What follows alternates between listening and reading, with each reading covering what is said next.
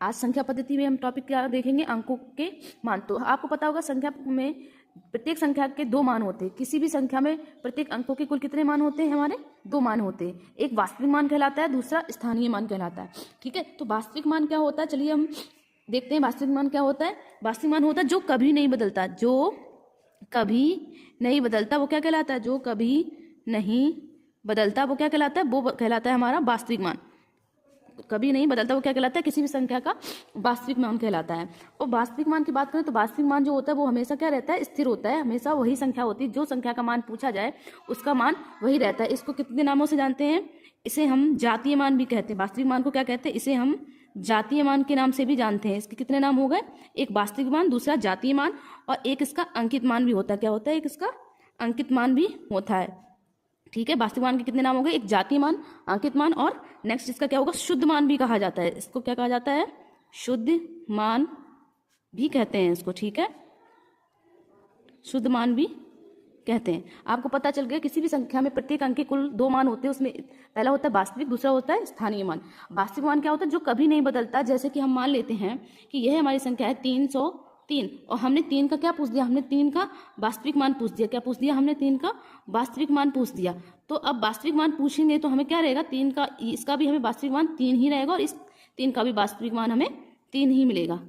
Next हमारा topic क्या रहेगा, जैसे कि इसमें हम समझ लेंगे, इसमें हम क्या समझेंगे, जैसे संख्या हम ले लेते हैं, संख्या क्या ले लेंगे हम, 8768 मान लेंगे। ठीक है, और हम इसमें पूछेंगे कि 8 अंक का वास्तविक मान क्या होगा। क्या होगा, 8 अंक का वास्तविक मान क्या होगा।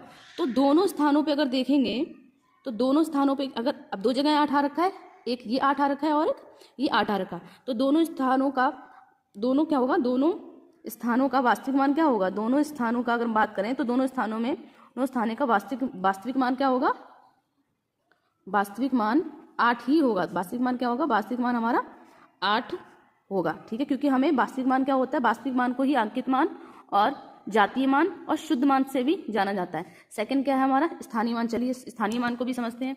स्थानीय मान को कैसे समझेंगे, स्थानीय मान क्या, किसी अंक का वह मान जो उसके स्थान पर विशेष कारण की वजह से हो। जैसे किसी भी अंक का वह मान जो उसके स्थान विशेष कारण होता है उसे क्या कहलाता है, स्थानीय मान कहलाता है। इसकी परिभाषा लिख लेते हैं। इसकी परिभाषा क्या हो जाएगी, किसी अंक का वह मान, किसी अंक का वह मान जो उसके स्थान में अगर उसके स्थान पर हो तो किसी विशेष कारण की वजह से उसके स्थान पर है, वही क्या कहलाता है, स्थानीय मान कहलाता है। किसी भी संख्या का मान, किसी अंक का वह मान जो उसके स्थान विशेष कारक की वजह से होता है उसे स्थानीय मान कहते हैं। उसे क्या कहलाता, उसे क्या कहते हैं, स्थानीय मान कहते हैं। ठीक है, अब इसका भी एग्जांपल के तौर पे इसको भी एग्जांपल के तौर पे समझ लेंगे। क्या, जैसे इसमें हम ले लेंगे 8768 को ले लेंगे। अब हम इसमें 8 का स्थानीय मान पूछेंगे। क्या पूछेंगे, मैं 8 का स्थानीय मान, एक 8 का, कितने 8 का पूछा, सिर्फ एक 8 का स्थानीय मान जानेंगे। एक 8 का स्थानीय मान क्या हो जाएगा हमारे, एक 8 का स्थानीय मान, एक 8 का स्थानीय मान क्या हो जाएगा, 8000 हो जाएगा। कितना हो जाएगा, 8000 हो जाएगा स्थानीय मान क्या। अब एक 8 यानी कि 8 ले लिया, अंकित मान 8, इस 8 के पीछे कितनी संख्या है, 1 2 3, तो हमने कितनी जीरो लगा दी, 1 2 3, तो इसका 8 का मान क्या हो जाएगा, इस 8 का मान हो जाएगा हमारा स्थानीय मान पूछा गया है इसमें 8 का क्या हो जाएगा, 8000।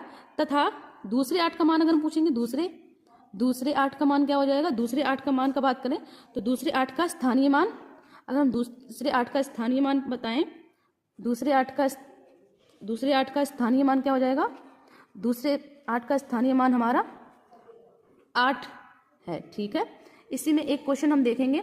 एक हमारा, हमने वास्तविक मान जान लिया कैसे निकाला जाता है, स्थानीय मान भी जान लिया। स्थानीय मान क्या होता है, किसी भी संख्या का विशेष कारण की वजह से वो अंक उस स्थान पे है तो उसे स्थानीय मान कहते हैं।